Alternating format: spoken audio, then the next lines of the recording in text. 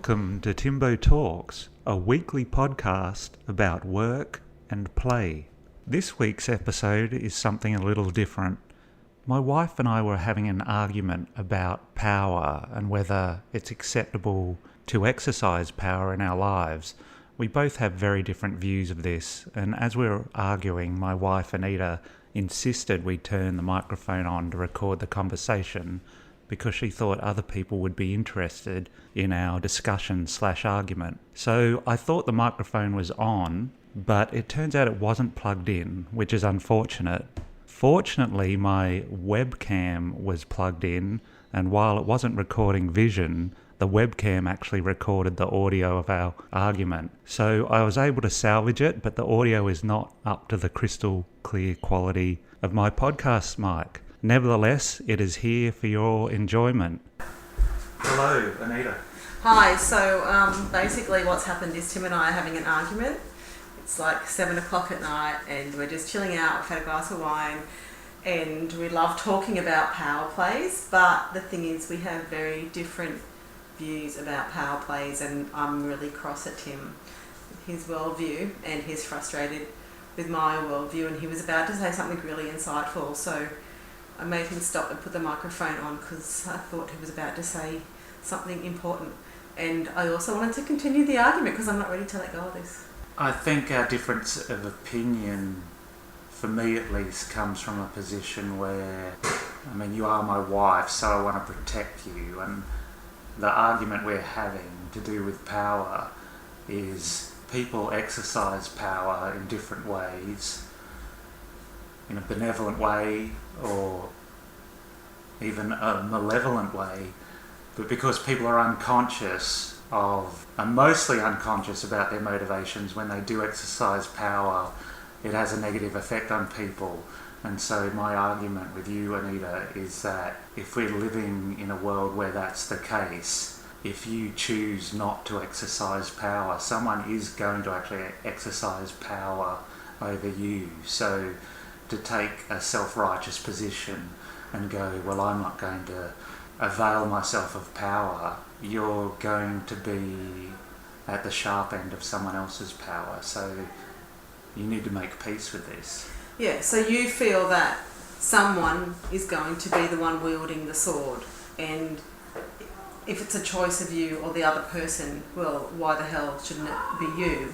Whereas my view is, well, maybe I can just take the sword out of their hand, throw it to the side and just navigate my way around their power plays without actually trying to usurp myself against them and demeaning them the way they were trying to demean me. Why do I have to actually just have arbitrary displays of power against someone else just to demean them? Shouldn't I would just prefer, then I'm just becoming the person that I really dislike, or the behaviour I really dislike.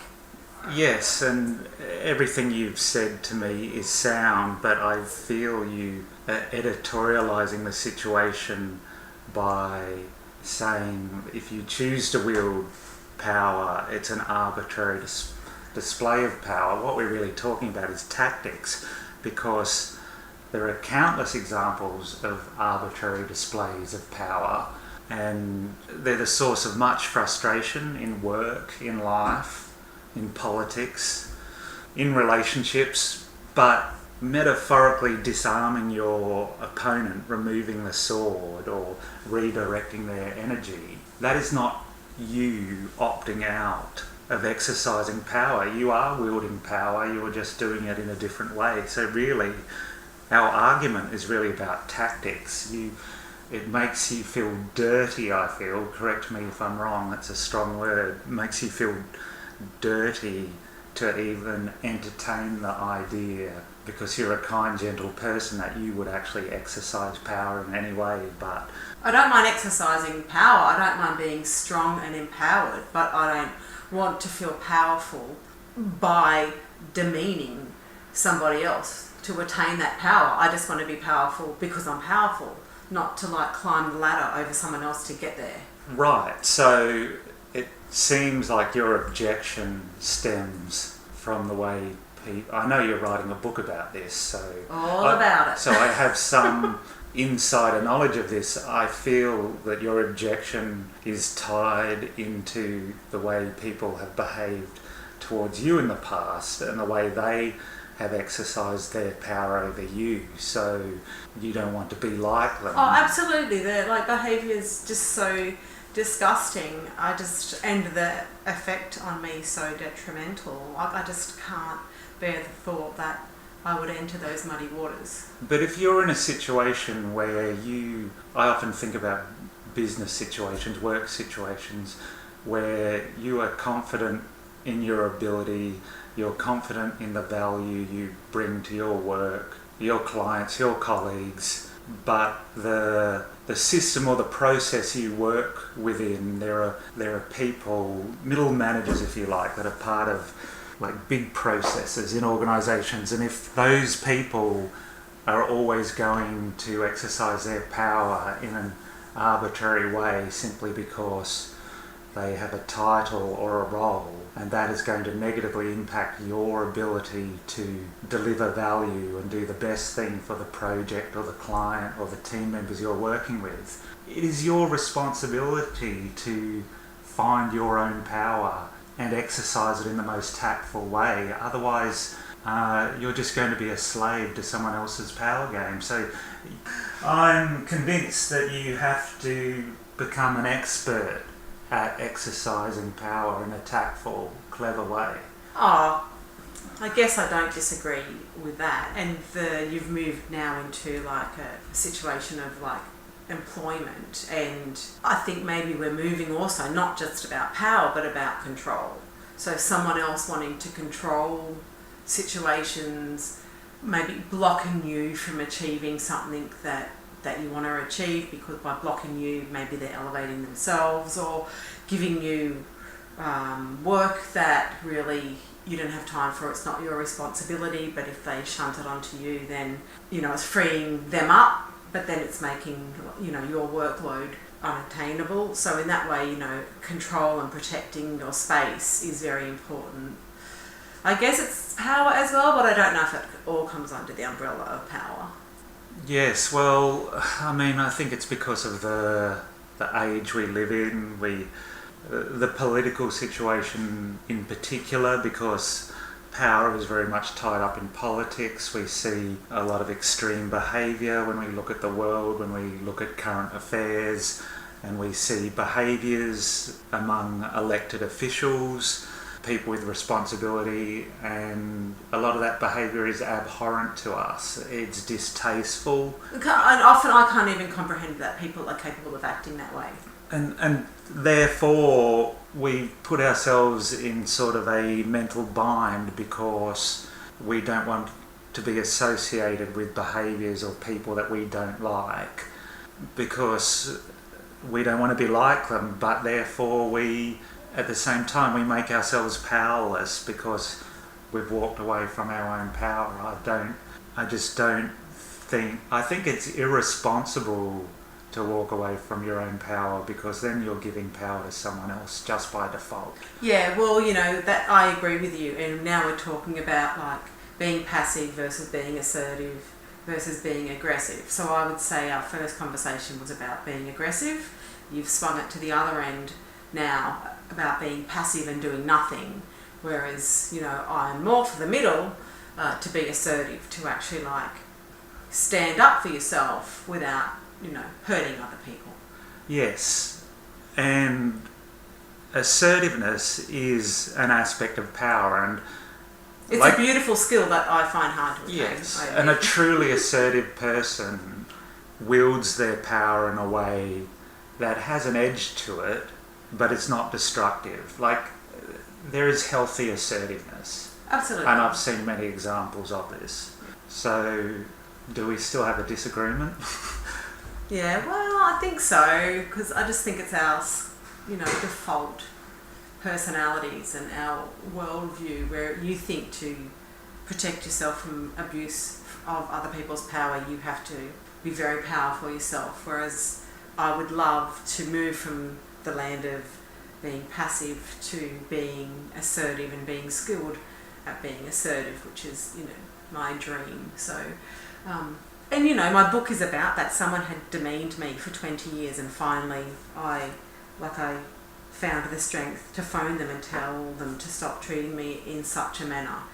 And, that was my attempt at assertiveness, and that was basically lighting the fuse of an atomic bomb for a lot of people. Anyway, so you got to read the book to find out about that. So yeah, I guess in a way you're right, because my attempt at being assertive toward an aggressive person made them kind of react in a more powerful way, and then they just tried to demean me further. So I don't know, I guess I wish and I hope that you can not demean someone else to have self-respect, but I don't know if it's possible. I don't know. Well, I think the more we can detach emotion from our actions, which all sounds, very elevated and pure, but we're emotional beings, so that's difficult. But the more we can detach emotions from our actions, the better, particularly when it comes to this subject of power, because really power that is misused or is being wielded by people that are even unconscious of what they're doing, it's like an out of control bushfire, and a bushfire is a destructive force, but I at least don't ascribe malicious motive to a bushfire. It's like an out of control natural process that you have to get out of the way of, or you have to be several steps ahead of it and create fire breaks and starve it of oxygen and starve it of fresh fuel. So that's how I like to think about these subjects. If you're in a difficult situation with someone misusing their power, you've got to be like the firefighter that's planning ahead and thinking like how much destruction that bushfire could create and what you have to do to get ahead of it and eventually starve it of fuel and oxygen. So, yeah. And the best way to do that is in a clinical, technical way, and not attach emotion to it. Yeah, I think that's a good approach, and with all the research I did, for the last 10 years, pretty much with my book and human psychology, and now my understanding of power plays is just, it's really enlightened me and in a way freed me, because I'm able to know that it's not just that person being malicious to me. They're actually fulfilling a predetermined role in the human structure in society.